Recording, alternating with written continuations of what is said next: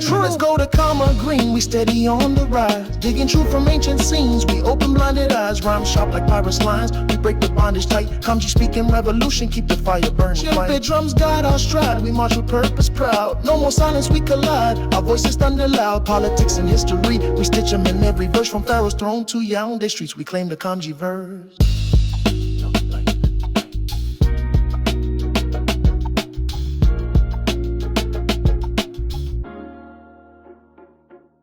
Special announcement. FDMG Academy bank accounts are still frozen. Dr. Umar personal bank account is still frozen. Brothers and sisters, we are fighting this war against FDMG and Dr. Umar FDMG. We were supposed to get a refund within 4 days of our accounts being shut down. We were supposed to get a refund within 4 days of our accounts being shut down. We still haven't got our refund. We still haven't got our refund. We still haven't got our refund. So, not only are the accounts frozen,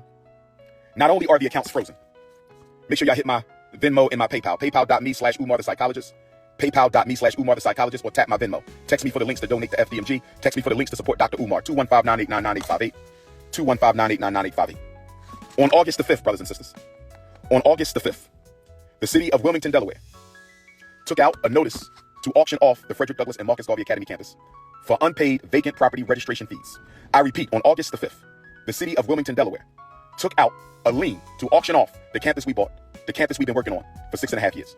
I was not notified of this. We were not notified of this. This past weekend, without an email, this past weekend, without a letter in the mail, this past weekend, without a phone call, the city of Wilmington put a notice on the door handle of both of our schools, informing me that if we don't pay the past due vacant property registration fees and outstanding utilities by the 25th of Black August, they will sell our campus. Brothers and sisters, can I ask you a question? Why were we not notified that they were going to try to sell our campus? Brothers and sisters, why are they trying to sell our campus at the very moment that our accounts are frozen? Brothers and sisters, is it a coincidence? Is it a coincidence? Is it a coincidence that the city of Wilmington is trying to sell properties that we own and have been working on continuously behind our backs? They were going to sell our schools behind our backs. They didn't even tell us that they were going to try to sell our schools. We received no notice in the mail. We received no notice by email. We received no phone calls at all that they were going to try to sell our schools. Instead, they put a notice on the door handle. Somebody stole one set of notifications and sent it to the YouTubian struggle streamers. Somebody stole the Frederick Douglass High School paperwork off the front door and sent it to the struggle streamers. But luckily for us, Sister Ra Ebony was able to get the paperwork off the Marcus Garvey School before the haters stole that paperwork. I believe, brothers and sisters, and please let me know your opinion. I believe, brothers and sisters, and please let me know your opinion. I believe, brothers and sisters, and please let me know your opinion. I believe that they were going to sell the school, and they wanted to sell the school before we found out. I believe that they wanted to sell the school before we found out. We were not supposed to know that they were going to sell our school. Why do I say that? We were given no notification. We received no letter in the mail. We received no email. We received no phone call that they were going to try to sell our schools. Instead, they put a notice on the door. In a low-income neighborhood, they put a notice on the door with rubber band and masking tape. They put a notice on the school front door with a rubber band and masking tape. Brothers and sisters, it gets worse. Back in April, when I found out about the overdue vacant property registration fees, I had asked the city of Wilmington if they could retroactively apply our nonprofit waiver. According to the nonprofit waiver for the city of Wilmington, if you are a nonprofit organization, they will waive your vacant property registration fees for 4 years. If you are a nonprofit organization in the city of Wilmington, they will waive your nonprofit vacant property registration fees for 4 years. If they would have applied our nonprofit vacant property registration waiver, we would owe absolutely nothing. We would owe absolutely nothing. We would owe absolutely nothing. But I asked them, and they ignored my emails for 4 months. They ignored my phone calls for 4 months. They ignored our emails for 4 months. They ignored our phone calls for 4 months. And instead, the first time I hear from them since April, the first time I hear from them since contacting them April, asking them to apply our vacant property registration fee waiver to the past 4 years so we would owe absolutely nothing, they ignored me since April. They ignored me since April. No phone call, no email, nothing in the postal mail since April. And the first thing we find out, the first time we hear from them since April, is a letter on the front door of the school, affixed with a rubber band and masking tape. A rubber band and masking tape. Brothers and sisters, giving us 20 days to pay these back taxes. We already paid $30,000 for water that we don't even use. We just paid $30,000 to the city of Wilmington for water that we don't even use. And now we got to pay another $30,000 for vacant property registration fees that we shouldn't even owe.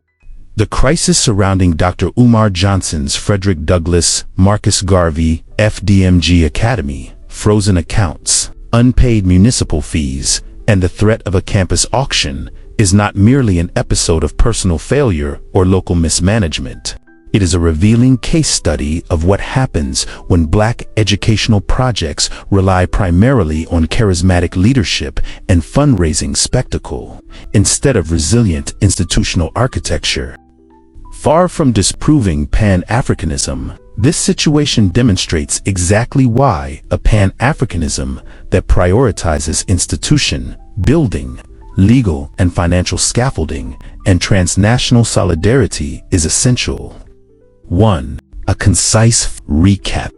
In mid-August 2025, Dr. Umar Johnson announced that the FDMG campus in Wilmington, Delaware, faced municipal action because of unpaid vacant property registration fees and outstanding utilities. He reported that the city posted notices on door handles rather than directly contacting him, and that an auction was scheduled if fees were not paid by a specified deadline. Johnson also stated that both his personal and the Academy's bank accounts had been frozen the previous month, hampering his ability to respond and to cover obligations. He appealed publicly for donations and organized calls for protest and legal action. These events illuminate practical failure points: cash flow control, municipal regulation compliance, legal defense preparedness, and the necessity of transparent governance. 2. Charisma versus institution. Social movements and projects commonly begin with charismatic figures. Charisma is powerful. It attracts donations, mobilizes attention, and catalyzes early momentum. But institutions, not personalities, hold assets, manage risk, and survive administrative shocks. Schools, land trusts, hospitals, and universities withstand legal and economic stress when they have clear and secure legal title arrangements, diversified revenue streams, independent fiduciary boards, professional financial management and reporting, and contingency mechanisms like insurance, escrow, and mutual aid. When fundraising funnels into a leader's accounts, or when nonprofit status, waivers, and municipal filings are not proactively managed, projects remain fragile. A frozen bank account or a municipal lien then becomes an existential threat rather than a solvable emergency. The FDMG episode is therefore not simply the story of one man's misfortune. It is the material outcome of institutional brittleness. 3. How Pan Africanism reimagined as institution building would change the outcome. Pan Africanism reduced to rhetoric will not protect local schools. But Pan Africanism organized around shared institutions, capital pools, legal networks, education cooperatives, and cross-border solidarity can materially reduce the risks exposed here. Consider these mechanisms. 1. Shared legal and financial infrastructure.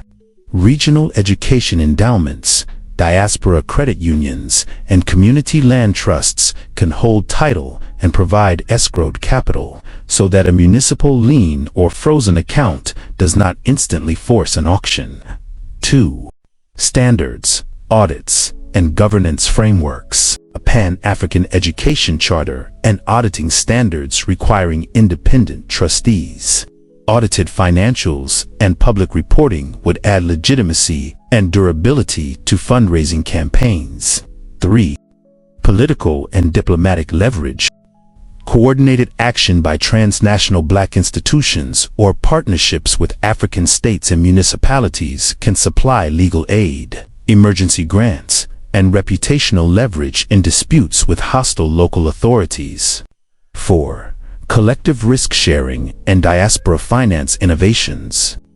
Diaspora bonds, regulated pooled vehicles, and mutual guarantee schemes would let donors finance durable assets rather than transient campaigns, while providing emergency liquidity when needed.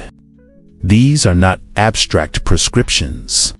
They are concrete instruments that could have prevented or mitigated the FDMG emergency. 4.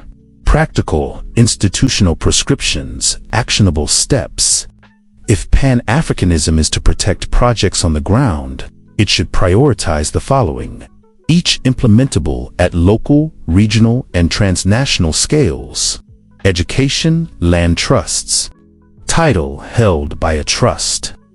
Local schools operate under long-term leases or charters.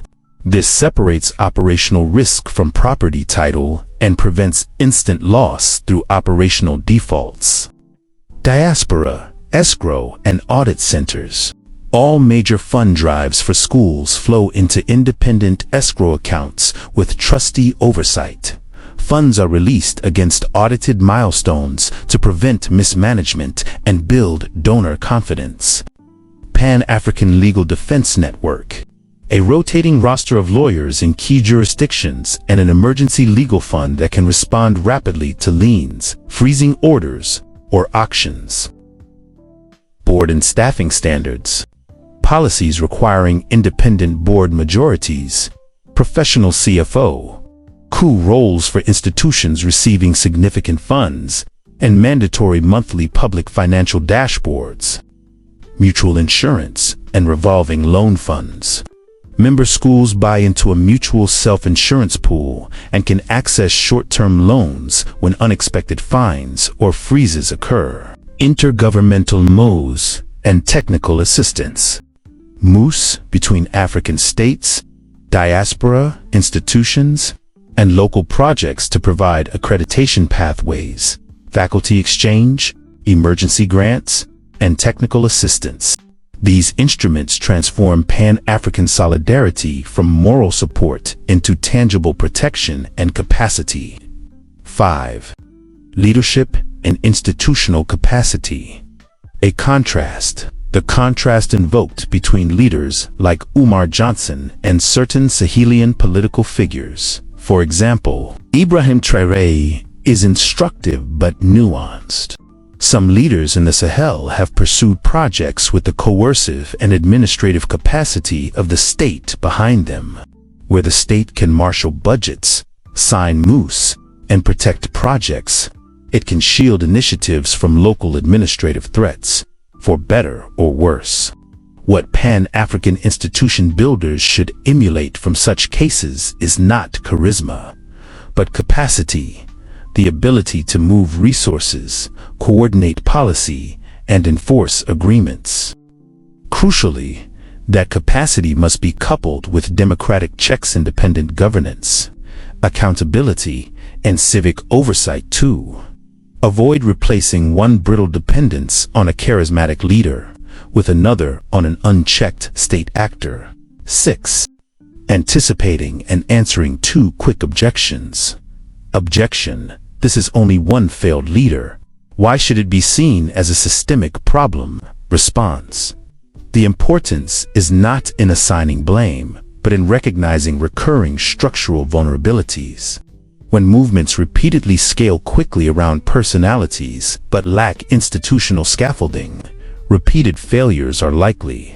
Learning the institutional lesson prevents repetition. Objection: Pan-Africanism is geopolitics, a distant project that won't save a local school. Response: only if Pan-Africanism is left at slogans.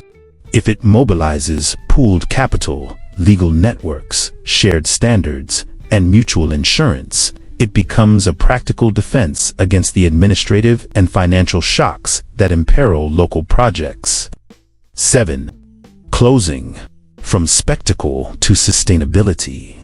The promise behind the FDMG Academia, Black Pan-African School named for Frederick Douglass and Marcus Garvey, resonates because it answers a deep need. The near loss of that promise does not discredit Pan-African ideals. It clarifies the next front of work. Institution building. Movements that want to secure long-term Black self-determination must prioritize systems that survive frozen accounts, hostile municipalities, and the normal accidents of administration. Dr. Umar Johnson's situation proves not the failure of Pan-Africanism, but the urgency of converting its rhetorical energy into durable institutions.